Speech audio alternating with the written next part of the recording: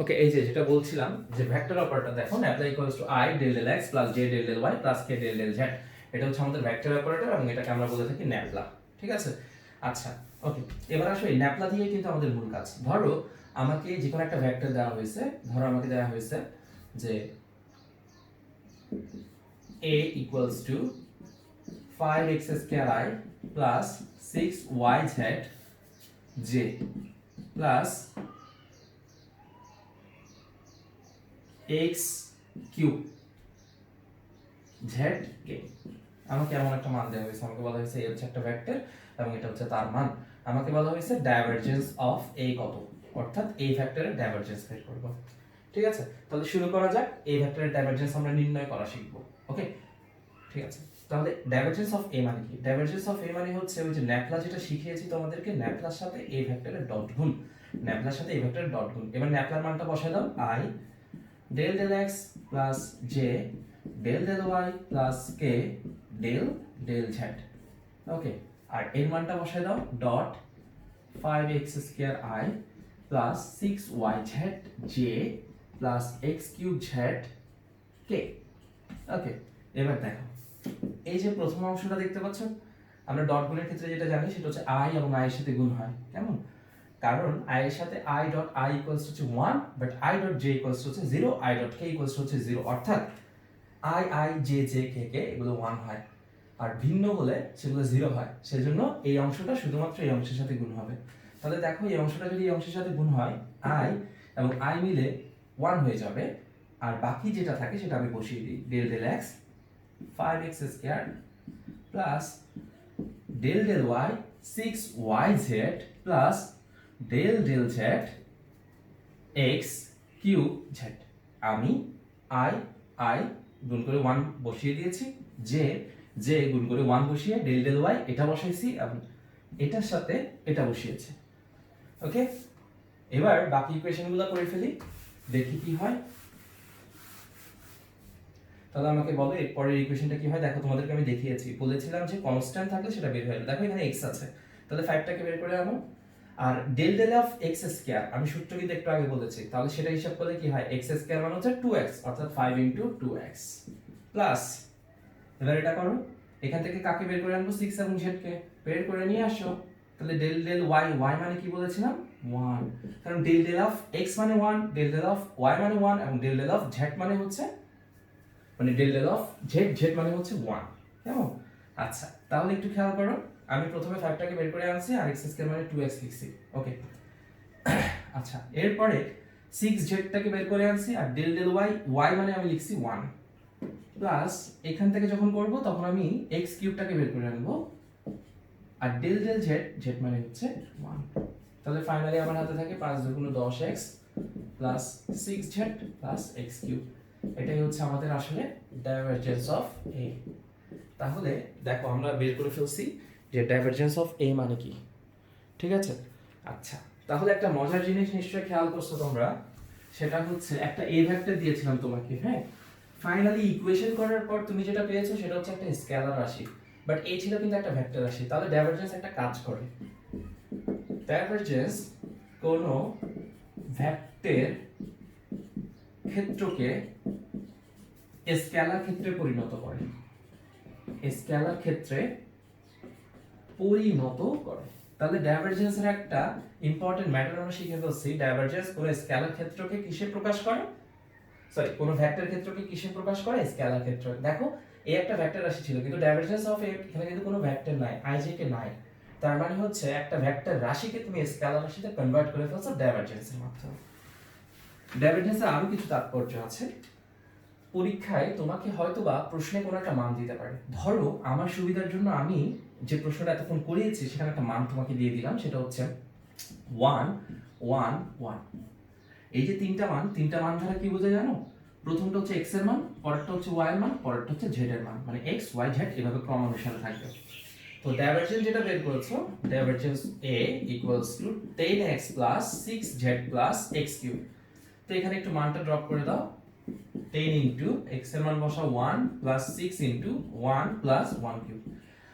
তাহলে ফাইনালি তোমার মানটা হয় 10 6 1 অর্থাৎ 17। তাহলে তুমি পেয়ে গেলে ডাইভারজেন্স A ইকুয়ালস টু 17। তুমি আমাকে প্রশ্ন করতে পারো স্যার এখানে কি आंसर হবে না? ইয়েস স্যার, आंसर এখানেই হবে। যদি এই অংশটুকু দেওয়া থাকে তবে आंसर এখানেই হবে।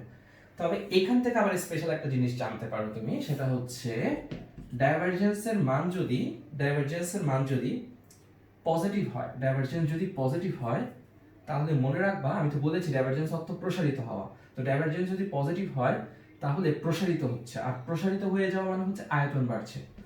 তাহলে ডাইভারজেন্স যদি পজিটিভ হয় আয়তন বাড়ে, আর কোনো কিছুর যদি আয়তন বাড়ে তবে অবশ্যই তার ঘনত্ব কমে। তাহলে ডাইভারজেন্সের মান পজিটিভ হওয়া মানে হচ্ছে আয়তন বাড়ে, ঘনত্ব কমে। ডাইভারজেন্সের মান যদি নেগেটিভ হয় সেম, তখন সংকুচিত বোঝায়, আর সংকুচিত হওয়া মানে হচ্ছে আয়তন কমে, আর আয়তন কমে মানে হচ্ছে ঘনত্ব বাড়ে। হ্যাঁ, আর ফাইনালি ডাইভারজেন্সের মান যদি পজিটিভ নেগেটিভ কিছুই না হয়, অর্থাৎ ডাইভারজেন্সের মান শূন্য হয়, তাহলে কি বোঝায়? তাহলে ব্যাপারটা হচ্ছে এটার আয়তন বাড়ছেও না আয়তন কমছেও না, এই অবস্থাটাকে বলা হয় সলিনয়েডাল। তো পরীক্ষায় প্রশ্নে আসে যে ভেক্টরটি সলিনয়েডাল কিনা প্রকাশ করো বা দেখাও, তখন তুমি এভাবে সুন্দর করে মান বের করে দেখাবা, যদি শূন্য হয় সলিনয়েডাল, আর যদি শূন্য না হয় তাহলে সলিনয়েডাল না। এটাই হচ্ছে আমাদের ভেক্টর চ্যাপ্টারের মধ্যে ডাইভারজেন্স নির্ণয়। ওকে, আচ্ছা তাহলে এরপরে চলে আসি ভেক্টর চ্যাপ্টারে ডাইভারজেন্স নির্ণয় করার পর চলে আসি আমি গ্রেডিয়েন্টে, সরি কার্ল।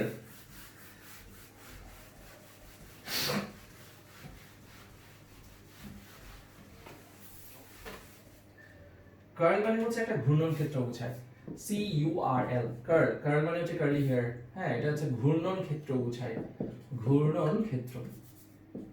ঠিক এইভাবে আগের মতনই তোমাকে এখানে একটা ভেক্টর দেওয়া থাকবে। ধরো আমি তোমাকে এখানে একটা ভেক্টর দিয়েছি, এই ভেক্টর সেটা হচ্ছে xi plus yj plus zk। আমি তোমাকে এখানে একটা ভেক্টর দিয়েছি xi plus yj plus zk। তোমাকে বলা হয়েছে কার্ল a কত, অর্থাৎ এই ভেক্টরের কার্ল নির্ণয় করো, এটা আমরা বের করব। তো কার্ল বের করার সিস্টেমটা কি? কার্ল বের করার সিস্টেম হচ্ছে আমরা জানি ওই যে ন্যাপলা আছে, ন্যাপলার সাথে এই ভেক্টরের ক্রস গুণ। ডাইভারজেন্স মানে কি ছিল? ন্যাপলার সাথে এই ভেক্টরের ডট গুণ। আর কার্ল মানে কি? ন্যাপলার সাথে এই ভেক্টরের ক্রস গুণ। অর্থাৎ তুমি যদি কোনো একটা ভেক্টরের সাথে ন্যাপলার, এই যে এই জিনিসটা ভেক্টর অপারেটর, যেটা আমি প্রথমেই বলে দিয়েছি তোমাদেরকে, এটাকে ন্যাপলা বলা হয়। এটা হচ্ছে ভেক্টর অপারেটর, ভেক্টর অপারেটর। ওকে, আচ্ছা ঠিক আছে। এবার দেখো, যদি তোমাকে ডাইভারজেন্স নির্ণয় করতে বলে তাহলে হচ্ছে ন্যাপলার সাথে এই ভেক্টরের ডট গুণ, আর যদি তোমাকে কার্ল নির্ণয় করতে বলে তাহলে ন্যাপলার সাথে এই ভেক্টরের ক্রস গুণ। যেহেতু কার্ল নির্ণয় করব তাই ন্যাপলা ক্রসে। এবার ন্যাপলার মানটা বসায় দাও, ডেল ডেল x i টা সব সময় del del y j plus del del z k। এবার এই ভেক্টরের মানটা বসায় দাও x i plus y j plus z k। Vector গুণ নিশ্চয়ই মনে আছে, আমি এই ভেক্টর টান দিলাম। এবার i j k, i j k, তো এই তিনটাকে আমি বসিয়ে দিচ্ছি i j k। এবার এদের সহগকে বসাবো সিরিয়ালি। এখানে এদের সহগ বসাও। i এর সাথে কে ছিল? Del del x। j এর সাথে কে ছিল? Del del y। k এর সাথে কে ছিল? Del del z। এইটা বসাও x y z। এবার ক্রস গুণ করে ফেলো i। i কে যখন নিয়ে নিচ্ছ তখন এর সাথে তাহলে কি হয়? Del del y z minus del del z y। এরপরে i গেল, তারপর হচ্ছে আমাদের মাইনাস j। j যখন হিসাব করছি তখন এটা বাদ, del del x z minus del del z x। তাহলে গেল i গেল j গেল। এবার k তে চলে আসো, এটা আমি এখানে লিখছি প্লাস k। k যখন নিচে তখন এটা বাদ, এটার সাথে এটা গুণ। হ্যাঁ, ডেল ডেল x y, এটা ম্যাথে করেছো তোমরা, minus del del y x। একদমই সহজ। যখন আমি i নিয়েছিলাম তখন এর সাথে এই গুণ, এর সাথে এই গুণ। যখন j নিয়েছিলাম তখন এর সাথে এই গুণ, এর সাথে এই গুণ। যখন k নিয়েছিলাম তখন এর সাথে এই গুণ, এর সাথে এই গুণ। জাস্ট প্রথমটা প্লাস, পরেরটা মাইনাস, পরেরটা প্লাস, আর সূত্রে এখানে সবগুলোতে মাইনাস। শেষ। এবার সুন্দর করে ইকুয়েশনটা করে ফেলো। ইকুয়েশনটা করে ফেললে কি হয় দেখো, ইকুয়েশনটা যদি করে ফেলি তাহলে আসো i, যেমন দেখো ডেল ডেল y z, দেখো y কিন্তু y এর উপরে কাজ করবে, এখানে কোনো y নাই, তার মানে হচ্ছে y এর জন্য এটা পুরোটাই ধ্রুবক অর্থাৎ কনস্ট্যান্ট। তাহলে del del y z equals to হয়ে যাচ্ছে 0 মাইনাস সেম 0। ঠিক আছে, মাইনাস জে 0 মাইনাস 0 এবং ফাইনালি এটা একটু চিন্তা করো প্লাস কে, এটাও কিন্তু 0 মাইনাস 0। সবগুলো যদি 0 হয়ে যায় তাহলে এখানে কিছুই থাকে না, অর্থাৎ 0 হয়ে যায়। তাহলে আমরা কার্ল এ পাই গেছি 0। ওকে, এইভাবে আসলে কার্ল নির্ণয় করতে হয়। তো এখানে তোমাকে একটা মান দিয়ে দিতে পারে, যেরকম আমি গত প্রশ্নে দিয়েছি 0 0 0, সেরকম একটা মান দিতে, সরি 1 1 1, সেরকম একটা মানও দিতে পারে। মানটা দেয়া থাকলে তুমি বসাবা, যেহেতু এখানে মান দিলে কোনো লাভ নেই, কারণ এমনি 0 আসছে, এখানে মান বসানোর কিছুই নাই। হ্যাঁ, কার্ল ইকুয়ালস টু 0। তো কার্লের একটা আবার তাৎপর্য আছে, দেখো কার্ল যদি শূন্য হয়, মানে কার্ল যদি শূন্য হয়, কার্ল মানে ঘূর্ণন বোঝায়, আর ঘূর্ণন শূন্য মানে হচ্ছে এটা ঘুরবে না, অর্থাৎ অঘূর্ণনশীল। আর কার্ল যদি শূন্য না হয়, যে কোনো কিছু হয়, তাহলে এটা হচ্ছে ঘূর্ণনশীল। একদম সহজ ব্যাপার। তাহলে কার্লের মাধ্যমে আমরা আসলে বুঝতে পারি কোন ভেক্টরটা হচ্ছে আমাদের জন্য ঘূর্ণনশীল আর কোন ভেক্টরটা হচ্ছে আমাদের জন্য অঘূর্ণনশীল। তাহলে কার্লের তাৎপর্য হচ্ছে এটা, অর্থাৎ সেটা কার্ল আমাকে হেল্প করবে যে ঘূর্ণনশীল এবং অঘূর্ণনশীল বোঝার জন্য। কেমন? আচ্ছা, চলে আসি এবার গ্রেডিয়েন্টে।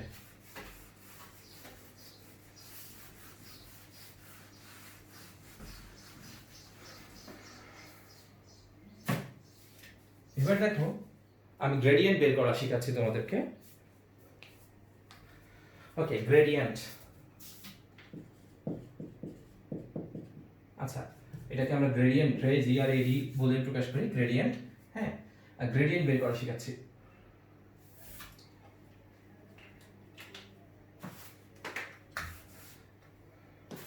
আচ্ছা, চলে আসো, তোমাদেরকে এখন আমি শেখাচ্ছি যে গ্রেডিয়েন্ট কিভাবে নির্ণয় করবে। হ্যাঁ, গ্রেডিয়েন্ট হচ্ছে ওই ন্যাপলার মতোই, তবে এবার ডট গুণ না, ক্রস গুণ না, এমনি নর্মাল গুণ। হ্যাঁ, ধরো তোমাকে একটা রাশি দেয়া আছে, সেটা হচ্ছে x square y plus y square, এরকম একটা রাশি দেয়া আছে। দেখো এটা কিন্তু একটা স্কেলার রাশি। ওকে, তাহলে প্রথম শর্ত হচ্ছে যে গ্রেডিয়েন্ট হয় স্কেলার রাশির উপরে, মানে স্কেলার ক্ষেত্রের উপরে। গ্রেডিয়েন্ট কিন্তু ভেক্টর ক্ষেত্রের উপরে না। একটু আগে তোমরা ডাইভারজেন্স করেছো, কার্ল করেছো, দুটো কিন্তু ভেক্টর ক্ষেত্রের উপরে ছিল, বাট গ্রেডিয়েন্ট হচ্ছে শুধুমাত্র স্কেলার ক্ষেত্রের উপরে। শুরু করছি, স্কেলার ক্ষেত্রের উপরে গ্রেডিয়েন্ট কিভাবে হয় দেখো। হ্যাঁ, আচ্ছা, তোমাকে যদি প্রশ্ন করা হয় গ্রেডিয়েন্ট এ কত, গ্রেডিয়েন্ট এ মানে হচ্ছে ন্যাপলা যে দেখতে পাচ্ছ, ন্যাপলার সাথে এ ভেক্টরের গুণ। আচ্ছা, ন্যাপলা হচ্ছে একটা ভেক্টর রাশি, এ হচ্ছে একটা স্কেলার রাশি। দুটো ভেক্টর রাশি, একটা পি একটা কিউ, তাদের মধ্যে ডট গুণ হয়। একটা পি একটা কিউ, তাদের মধ্যে ক্রস গুণ হয়। কিন্তু একটা যদি ভেক্টর রাশি হয় আর একটা যদি নরমাল রাশি হয়, মানে কোনো ভেক্টর না থাকে, মানে স্কেলার রাশি হয়, তাহলে তাদের মধ্যে আসলে ডটও হয় না, ক্রসও হয় না। তাদের গুণটাকে আমরা নরমাল গুণ বলে থাকি, যেটা আমরা ছোটবেলায় করতাম। হ্যাঁ, সেই নরমাল গুণটাই আসলে এখন আমাদের হবে। ঠিক আছে? ওকে, তাহলে আমি দেখাচ্ছি, দেখো ন্যাপলা ডট এ। এবার ন্যাপলার মানটা বসাই দিই, i del del x j del del y plus k del del z. শেষ, এর মানটা বসায় দাও, x square y plus y square. এবার যথারীতি ফিরে যাও তোমার অতীতে। তোমার অতীত কি ছিল? তোমার অতীত এটাই ছিল যে এই এটার সাথে পুরোটার সাথে গুণ, এই পুরোটার সাথে গুণ এবং এই পুরোটার সাথে গুণ। সেই অতীতে ফিরে গেলাম। আই কে রেখে দিছি del del x x square y plus y square, plus j কে রেখে দিলাম del del y x square y plus y square, plus finally এখানে আমি কে কে রেখে দিলাম। কে কে রেখে দিলে কি থাকে বলো? কে কে রেখে দিলে ঠিক অনুরূপভাবে del del z x square y plus y square. তো আমি করলাম কি, এটার সাথে এটা পুরোটা গুণ, এটার সাথে এটা পুরোটা গুণ, এটার সাথে এটা পুরোটা গুণ দিয়ে দিলাম। এবার দেখো ইকুয়েশন করছি, আই কে রেখে দিচ্ছি। এখন ডেল ডেল এক্স এটার জন্য কাউন্ট হবে del del x x square y plus del del x y square. Okay, plus j ভাগ করে ভেঙে দাও, del del y x square y এটার জন্য একবার, plus del del y y square এটার জন্য আবার, plus k del del z x square y plus del del z y square. দাও, ভাগ করে দাও। তাহলে দেখো আমি ডেল ডেল এক্স কে তিনটার জন্যই ভেঙে দিয়েছি। কেমন? এবার আমি ভেঙে দেওয়ার পরে এবার মানটুকুকে লিখবো। আচ্ছা, আমি মানটুকুকে উপরের থেকে লিখে যাচ্ছি, দেখো। আর এই মানগুলোকে লিখবো ইকুয়ালস টু, হ্যাঁ, আই কে রেখে দিলাম del del x x square y. দেখো del del x x square উপরে কাজ করবে, তাহলে ওয়াই কে বের করে আনো, আর ডেল ডেল অফ তাহলে y কে যদি বের করে আনো আর ডেল ডেল x যদি x স্কয়ারের উপরে কাজ করে কি হয় 2x, তাহলে এখানে থাকে 2x প্লাস, এবার লিখো এটা ব্র্যাকেট দাও, তাহলে দেখো ডেল ডেল x অফ এটা যখন করছি আমি y কে বের করে আনছি আর x স্কয়ার মানে লিখে দিলাম 2x। দেখো ডেল ডেল x এর পরে y এর উপরে কাজ করে, ডেল ডেল x x এর উপরে কাজ করতে পারে, y এর উপর তো কাজ করতে পারে না, that's why del del x of y square equals to হয়ে যায় 0 প্লাস যে, এবার আসো এটাতে del del y x square y কেমন? আচ্ছা দেখো ডেল ডেল y x এর উপরে কাজ করবে না, y এর উপরে কাজ করবে, তাহলে y কে বের করে আনো, আনলাম, আর del del y sorry okay আচ্ছা এই যে ডেল ডেল y কার উপরে কাজ করবে? y এর উপরে কাজ করবে, হ্যাঁ x এর উপরে করবে না, তাহলে আমি x স্কয়ার কে বের করে নিয়ে আসলাম, আর ডেল ডেল y y মানে কি 1 বসে দিলাম প্লাস, এবার এটাতে আসো del del y y square, তাহলে y এর উপরে কাজ করবে, y স্কয়ার আছে, তাহলে এটা হয়ে যাচ্ছে 2y কেমন? আচ্ছা ফাইনালি প্লাস k, এবার এটাতে আসো k তে আসো, দেখো ডেল ডেল z এটা, দেখো এখানে z বলে কিছু নাই, তাহলে পুরোটাই কনস্ট্যান্ট অর্থাৎ হয়ে যাবে 0 প্লাস ডেল ডেল z যখন এটার উপরে কাজ দেখো এটাও সেম টু সেম, এখানে z বলে কিছু নাই 0, তাহলে এটা হয়ে যাচ্ছে 0। তাহলে ফাইনালি যদি এবার সাজায় লিখি আমি কি পাই বলো তো, 2xy 0টা লিখছি না, এটাকে রেখে দিলাম plus x square plus 2y যেটাকে রেখে দিলাম প্লাস এটাকে আর লেখারও দরকার নেই কারণ 0, তাহলে ফাইনালি আমি এটা পেয়ে গেছি, হ্যাঁ। আচ্ছা এবার একটা ব্যাপারে আসো, দেখো তো স্যার আমরা এই একটা ভেক্টর থেকে এই পুরো অঙ্কটা করে আসছি, এটা কি ছিল? এটা ছিল একটা ভেক্টর রাশি, স্কেলার রাশি, মানে আমি প্রথমে যে এটা নিয়েছিলাম সেটা ছিল একটা স্কেলার রাশি। তো এই যে এতক্ষণ গ্রেডিয়েন্ট করলাম, মানে গ্রেডিয়েন্ট অফ এ করার পর যে রাশিটা আমরা পেয়েছি সেখানে দেখো তো আই আছে জে আছে না, তাহলে এটা হয়ে যায় কি রাশি? ভেক্টর রাশি। তাহলে এ কিন্তু শুরুতে ছিল একটা স্কেলার রাশি, বাট এ এখন কনভার্ট হয়ে গেছে কি রাশি? ভেক্টর রাশি। তাহলে গ্রেডিয়েন্ট কি করে বলো তোমরা?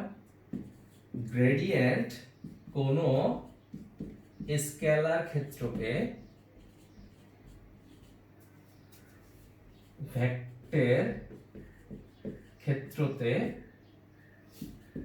রূপান্তরিত করে। শেষ। তাহলে একদমই সহজ জিনিস, আমি আজকে তিনটা জিনিস সম্পর্কে বলেছি, একটা হচ্ছে ডাইভারজেন্স, একটা হচ্ছে গ্রেডিয়েন্ট, আর একটা হচ্ছে কার্ভ। ঠিক আছে, আশা করি বুঝতে পেরেছে এটা।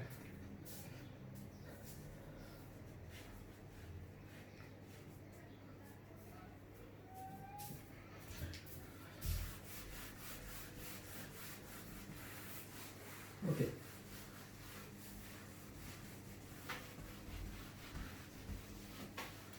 এরপরে চলে আসো, আমি বলছিলাম যে ভেক্টর বিভাজন। হ্যাঁ, আমি এখন যে টপিকটা আমি তোমাকে এক্সপ্লেন করবো সেটা হচ্ছে ভেক্টর বিভাজন। ভালো করে খেয়াল করবে ভেক্টর বিভাজন জিনিসটা কি এবং এটা কিভাবে কাজ করে।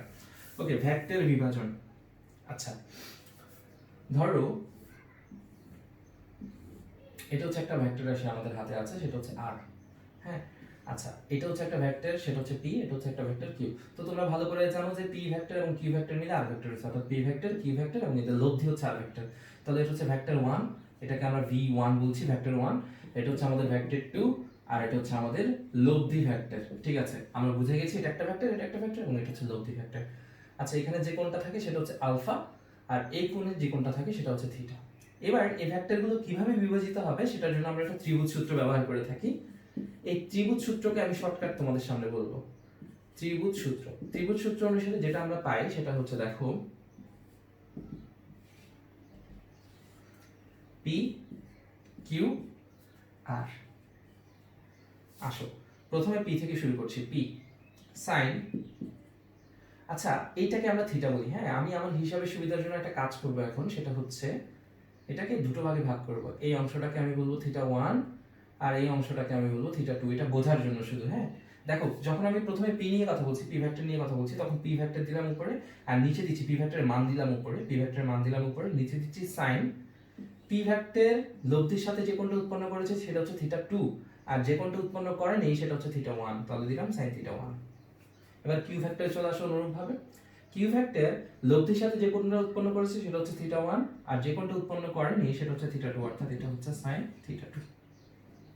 এবার আসো r A, r equals to হচ্ছে sin, এখানে যে দুটো কোণ আছে সেই দুটো কোণে, অর্থাৎ আমি এটাকে একসাথে লিখে দিতে পারি আলফা।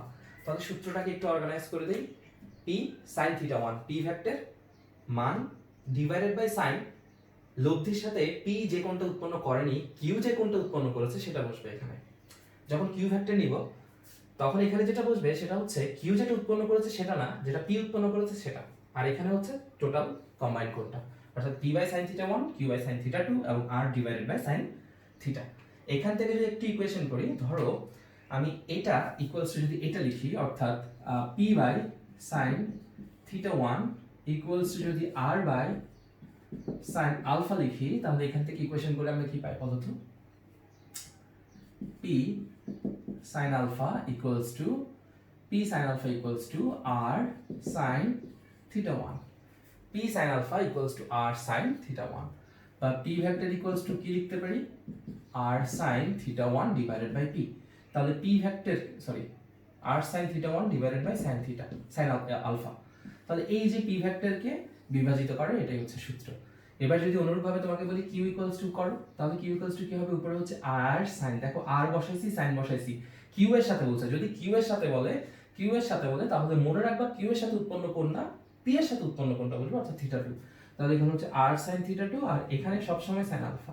তাহলে সূত্রটা আশা করি তোমরা ভালোভাবে আয়ত্ত করে ফেলতে পারছো।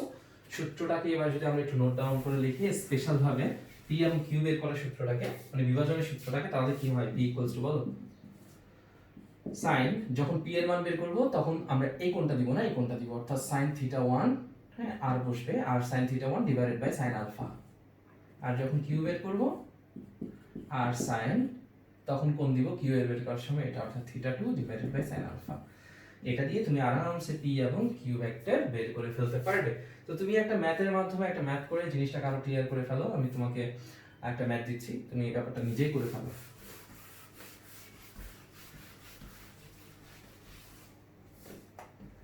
ধরো আমি তোমাকে বললাম যে এইভাবে, হ্যাঁ, আচ্ছা এইভাবে না, আমি তোমাকে এইভাবে একটা ম্যাথ দিচ্ছি সুবিধার জন্য। ধরো এইভাবে দিলাম,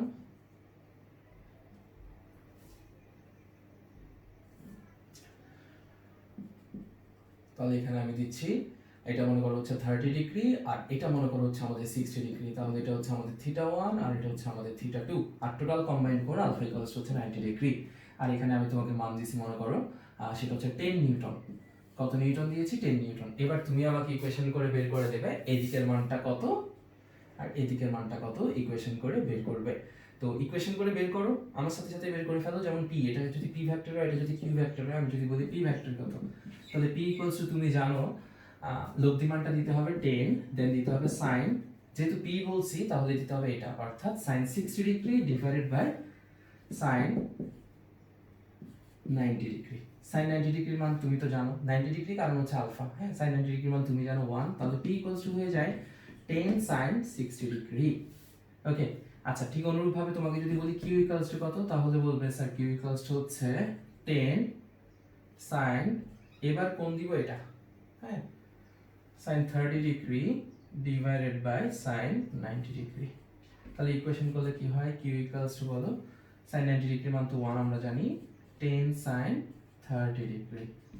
তাহলে এখান থেকে ইকুয়েশন করে তুমি p এর মানও বের করতে, মানে q এর মানও বের করতে পারো, p এর মানও বের করতে পারো। ঠিক আছে, তো এই হচ্ছে যে আমাদের মূল বেসিক যে ব্যাপার সেটা। তো আমি এখানে আরেকটা জিনিস তোমাকে দেখিয়ে দিব, একটু পরে বুঝাই দিচ্ছি। তো এইভাবে তুমি পি এর মান এবং কিউ এর মান বের করবা, বের করে যদি বের করতে পারো তাহলে যারা ইউটিউবে ভিডিওটা দেখবা তারা পারলে একটা কমেন্ট করে যাবা যে পি এবং কিউ এর মান কত। ঠিক আছে, ওকে, এবার আমি তোমাকে এটার আরেকটা প্রয়োগ দেখিয়ে দিচ্ছি, আমি এটা মুছে ফেলছি, দেখো।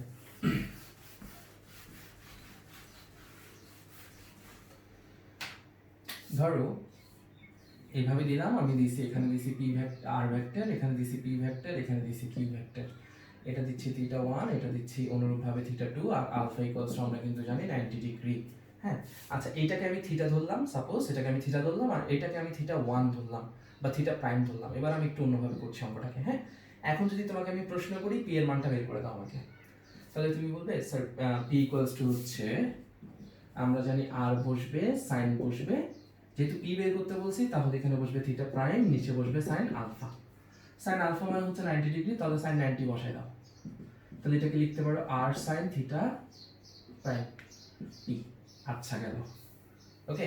আচ্ছা এবার দেখো p এর মান বের করে ফেলছি, ঠিক অনুরূপভাবে তোমাকে যদি বলি q এর মানটা বের করো, তাহলে q ইকুয়ালস টু তুমি জানো আর বসছে, সাইন বসবে, এবার কিউ বের করবো তো তাই থিটা বসাবো, আর নিচে বসবে সাইন আগের মতন আলফা মানে 90 ডিগ্রি, তো সাইন 90 ডিগ্রি মানে তো 1 আমরা জানি, তাহলে কিউ ইকুয়ালস টু হয়ে যায় আর সাইন থিটা। তাহলে ফাইনালি আমরা একটা সূত্র পেলাম p equals to r sine theta prime এবং q equals to r sine theta. এবার দেখো খেয়াল করো এখানে পি ইকুয়ালস টু যে আর সাইন থিটা প্রাইম যেটা, তো থিটা প্রাইমকে কিন্তু আমরা একটা কাজ করতে পারি আর সাইন এই থিটা প্রাইমকে, দেখো থিটা প্রাইম হচ্ছে এটা, আচ্ছা পুরোটা যদি 90 হয় তাহলে 90 থেকে থিটা বিয়োগ দিলে তো থিটা প্রাইম থাকে তাই না, পুরোটা 90 থেকে থিটা বিয়োগ থিটা প্রাইম, তাহলে থিটা প্রাইমের পরিবর্তে আমি লিখতে পারি 90 মাইনাস থিটা, অর্থাৎ 90 ডিগ্রি মাইনাস থিটা।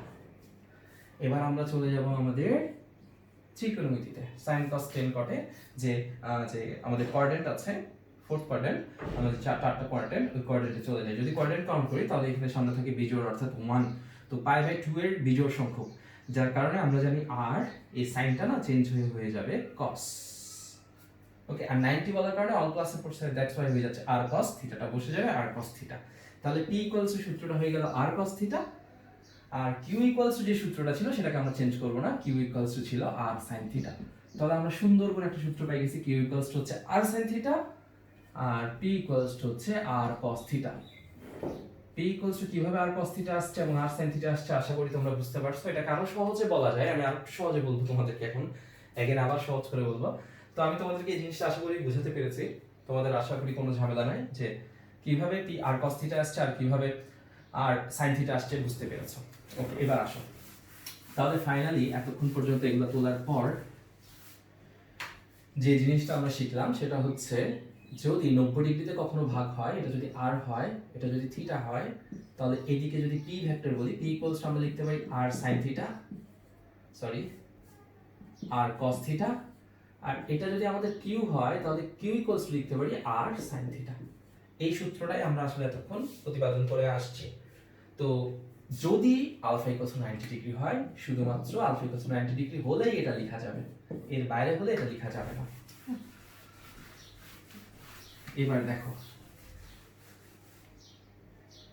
আমি তোমাকে আরেকটা কথা বলি, একদমই সহজ। তাহলে আমরা বুঝছি p equals two r cos theta এবং r sin থিটা। আচ্ছা এটাকে আমরা অন্যভাবে প্রমাণ করতে পারি। দেখো এটা যদি একটা ভেক্টর হয়, এটা যদি লব্ধি হয় r হয়, হ্যাঁ, আর এটা যদি আমাদের p হয়, আচ্ছা এটা যদি আমাদের p ভেক্টর হয়, এটা যদি আমাদের q ভেক্টর হয়, এটা যদি আমাদের থিটা হয়, তো এই যে q ভেক্টরটা দেখতে পাচ্ছ, q ভেক্টরটাকে চাইলে কি আমরা এই যে এইভাবে এই ভেক্টরটাকে আমরা এই দিকে লিখতে পারি না? তাহলে কিউটাকে এদিক থেকে পরিবর্তন করে আমি কিন্তু চাইলে এদিকেও লিখতে পারি, হ্যাঁ, কিউটাকে এদিক থেকে পরিবর্তন করে আমি চাইলে এদিকেও লিখতে পারি, অর্থাৎ কিউটা এদিকে না লিখে এদিকেও লিখতে পারি। তাহলে ব্যাপারটা হয়ে যায় তখন এটা হয় p ভেক্টর, এটা হয় r ভেক্টর, এটা হয় q ভেক্টর। তাহলে এটা p ভেক্টর, এটা q ভেক্টর এবং এটা হচ্ছে r ভেক্টর। এবার চলে আসো আমাদের পুরাতন স্টাইলে, sin থিটা ইকুয়ালস টু লম্ব বাই অতিভুজ। লম্ব কত? q, আর অতিভুজ কত? r। তাহলে হয়ে যায় q equals two r sin theta. শেষ। ঠিক অনুরূপভাবে তোমাকে যদি বলি cos এ চলে আসো, cos থিটা ইকুয়ালস টু কত? তুমি বলবে cos থিটা ইকুয়ালস টু ভূমি বাই অতিভুজ। তাহলে ভূমি কত? p, আর অতিভুজ কত? Again r। তাহলে p ইকুয়ালস টু হয়ে যায় r cos থিটা। তাহলে এইভাবে তুমি চাইলে প্রমাণ করতে পারো। তো ভেক্টরের মূল সূত্র, ভেক্টর বিভাজনের ওই সূত্র এবং ভেক্টর বিভাজনের টোটাল যতগুলো সূত্র আছে সবগুলো ব্যাপার তোমাকে ক্লিয়ার করে দিলাম। তো আশা করি তোমার এই ভিডিওটা বুঝতে কোনো সমস্যা হয় নাই। যদি সমস্যা না হয় তাহলে অবশ্যই তুমি সাবস্ক্রাইব করে রাখবে চ্যানেলটি, আর কোনো কিছু না বুঝলে অবশ্যই আমাকে কমেন্ট করে জানাবে। ভালো থেকো, আল্লাহ হাফিজ।